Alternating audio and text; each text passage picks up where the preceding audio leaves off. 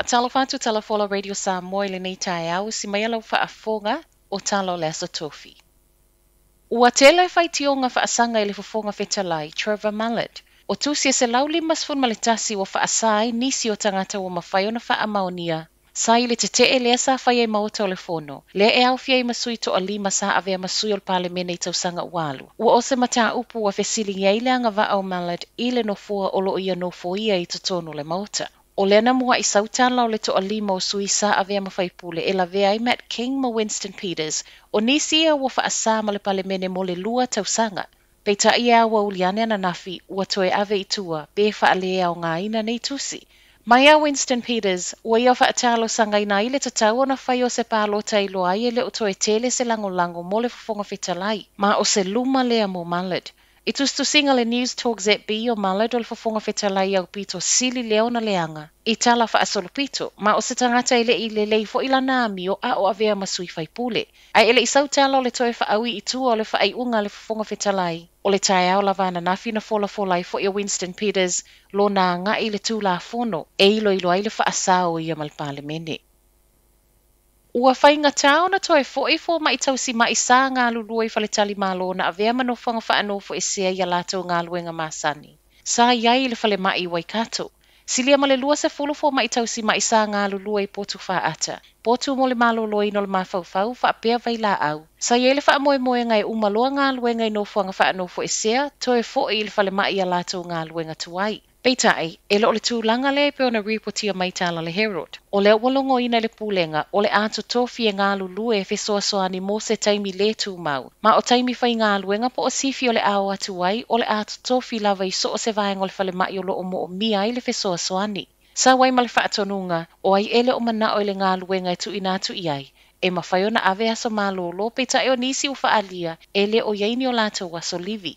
Ua whaate ia ma ele o sa o le whaalongo o le minister soifua maloloina Andrew Leto lea whaai unga. Ai mai le pulenga le whale mai, o lo ngā lulue nei e toe whaafo i atu i lato nei. Ona ele i tau fia ele whaafai ngā luenga atu o isi tangata fo e sui tūlanga i a lato ngā luenga. Ai mai tangata whai ngā luenga ua toe fo i ane, ele o ni whainga tutusa ia whaai unga.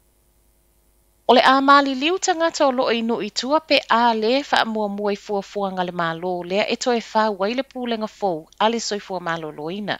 O le lapata inga lea mai fō mai i le mai a whai ai o le whaitaunga lona lua i tono le pāle mene o le pili fōu le o le a ave SA DHB se lua se fulu o lo i ai nei. O le whainga fōu le nei o le asui tūlanga ai le pūlenga to atasi o ta ua le Health New Zealand DHB se lua se fulu ma o le a whautuaina i le valu se fulu hubs, le Health New Zealand i mea o lo o mo'omia. Mo le maua fō mai o lo ngā lulua inu i tua, o le toe whau o le system fō o le soifua malulua ina o lo tala noa ina nei, e le ma whaiona whaalele i le au nanga. O le sa mua i ulai o le tausanga nei alo i aile pūlenga fō wa tā ua. Ai mai fō mai whaale a inga, e le i wā ai lava i nisi whaamtalanga whaatatau i le nei suinga, ma le a fiango a lātou au nanga whaapea le whaatupe ino ngā luenga. Ma ua iele popolengo le a whaititi ai mo fō mai whaale a inga inu i tua, ma a fia i le soifua malolo ino le community.